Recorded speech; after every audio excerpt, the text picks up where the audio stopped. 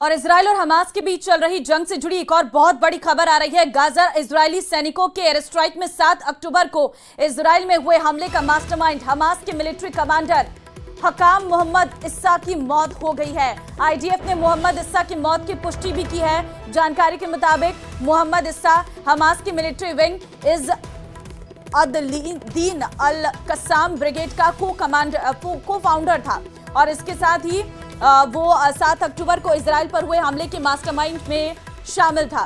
तो देखिए, ये है हकाम मोहम्मद, जिसके मारे जाने की खबर इस वक्त निकलकर सामने आ रही है। आईडीएफ ने मोहम्मद इस्सा की मौत की पुष्टि की है।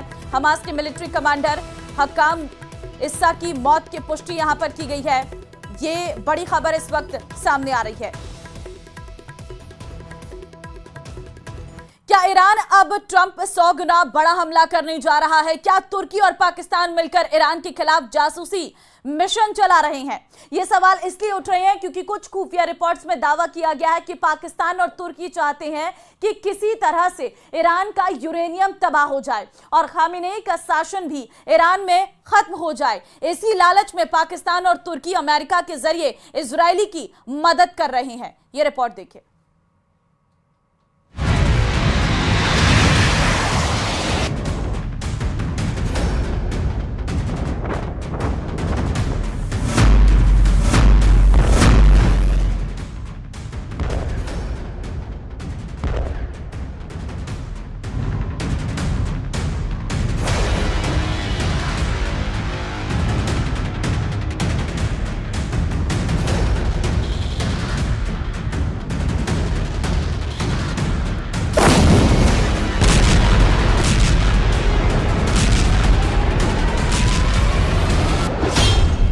मारो खामेनेई, छीनो एटम बम।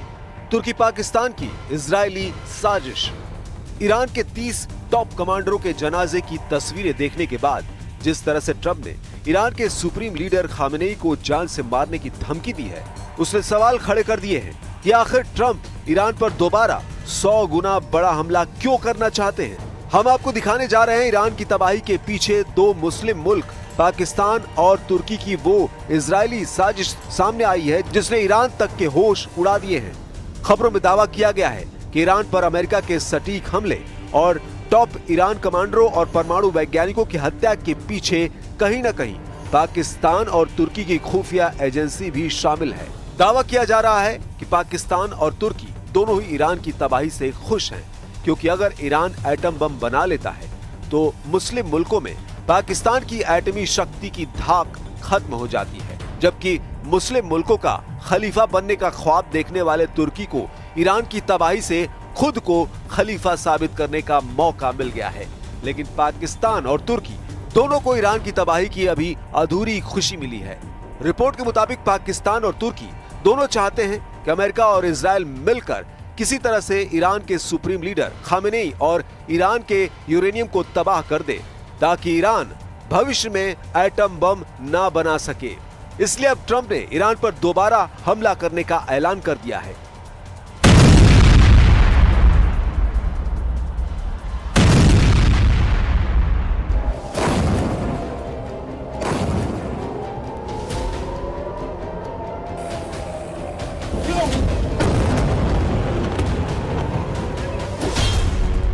ईरान पर 100 गुना बड़ा हमले को तैयार ट्रंप। क्या राष्ट्रपति ट्रंप ईरान पर 22 जून से भी बड़ा हमला करने जा रहे हैं? ये कयास इसलिए लगाए जा रहे हैं कि ईरान के सुप्रीम लीडर खामेनेई, विदेश मंत्री अब्बास अरागची और ईरान के बचे हुए टॉप जनरल पूरी दुनिया में चीख चीख कर दावे कर रहे हैं कि हमने इजराइल और अमेरिका को जंग में हरा दिया है। तबाह ईरान के इन्हीं दावों से इजराइल और अमेरिका बुरी तरह से चिढ़ गए हैं। उन्हें लग रहा है कि ईरान हारने और भीषण तबाही झेलने के बाद भी इस तरह के बयान कैसे दे सकता है। यही वजह है कि अब 100 गुना बड़ा हमला ईरान पर दोबारा करने की तैयारियां की जा रही हैं। ट्रंप ने ईरान को धमकाते हुए कहा है, मैंने खामेनेई को भयानक मौत से बचाया है। ईरान के supreme leader Ayatollah Ali Khamenei जीत के झूठे दावे कर रहे हैं।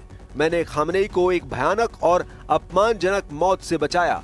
मुझे ये भी उम्मीद नहीं है कि वे मुझे इस तरह से शुक्रिया कहेंगे। अमेरिकी राष्ट्रपति ने दावा किया कि वो खामेनेई के ठिकाने से वाकिफ थे, लेकिन उन्होंने इजराइल और अमेरिकी सेना को उनकी हत्या से रोका, जिससे उनकी जान बच गई। उन्होंने आगे कहा, ईरान ग्लोबल सिस्टम में शामिल होने की जगह गुस्सा और दुश्मनी दिखा रहा है, जिसकी वजह से उनकी सेना, इकोनॉमी और भविष्य बर्बाद हो चुका है।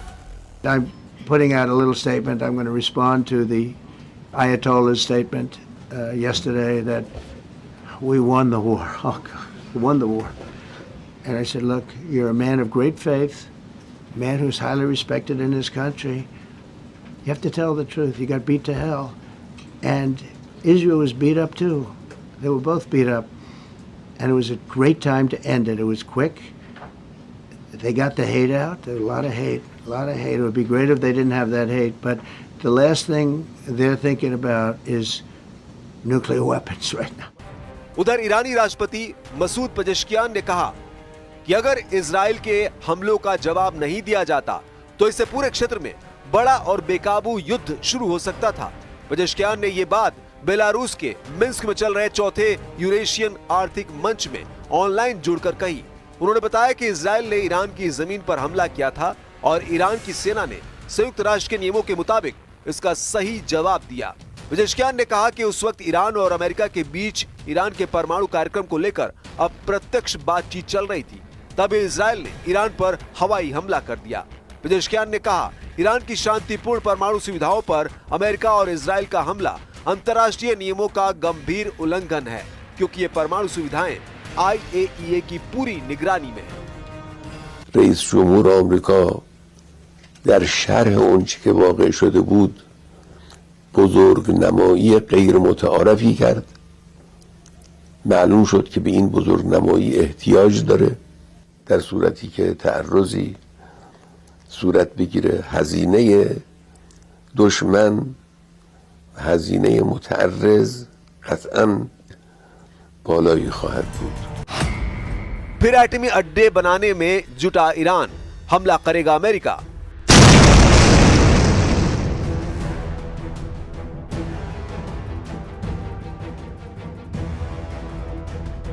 इधर ईरान से भीषण हवाई हमलों के बाद अब पहली बार सामने आए सैटेलाइट इमेज बता रही है कि ईरान ने अपने अंडरग्राउंड परमाणु ठिकानों से मलबा हटाना शुरू कर दिया है। तस्वीरों में साफ दिखाई दे रहा है कि फोर्डो न्यूक्लियर फैसिलिटी के पास खुदाई का काम जारी है। बुलडोजर और खुदाई मशीनें जमीन को समतल कर रही हैं और शायद कोई नया रास्ता भी तैयार किया जा रहा है। अमेरिका ने 22 जून को ईरान पर ऑपरेशन मिडनाइट हैमर लॉन्च किया था। इसके जरिए ईरान की 3 न्यूक्लियर साइट्स पर हमले किए गए। इन हमलों के बाद जो धमाका हुआ, उससे जो रोशनी निकली, उसे देखकर ऐसा लगा जैसे सुबह हो गई है। एक अमेरिकी पायलट ने हमले को याद करते हुए कहा कि उसने अब तक की सबसे चमकदार रोशनी देखी थी। इसे देखकर ऐसा लग रहा था जैसे सुबह हो गई। 14,000 किलोग्राम वाला GBU-57 बमों के विस्फोट के कारण धरती कांप उठी। फोर्डो न्यूक्लियर साइट खासतौर से पहाड़ों के अंदर बनी है, जिस कारण हमले के लिए इन बमों का इस्तेमाल किया गया। भीषण हवाई हमलों के बाद अब पहली बार सामने आए सैटेलाइट इमेज बता रहे हैं कि ईरान ने अपने अंडरग्राउंड परमाणु ठिकानों से मलबा हटाना शुरू कर दिया है। यही वजह है कि अमेरिका और इजराइल फिर से ईरान पर हमला करने की तैयारी कर रहे हैं। अगर ईरान पर दोबारा हमला हुआ तो ये तय मानिए, इस बार अमेरिका और इजराइल सुप्रीम लीडर खामेनेई को जान से मार सकते हैं और ईरान में मौजूद 10 एटम बम के लिए जरूरी 408 किलो यूरेनियम को भी तबाह कर सकते हैं। इधर ईरान में जंग के दौरान मारे गए कमांडरों और वैज्ञानिकों के जनाजे निकाले गए हैं, जिसमें हजारों ईरानी शामिल हुए।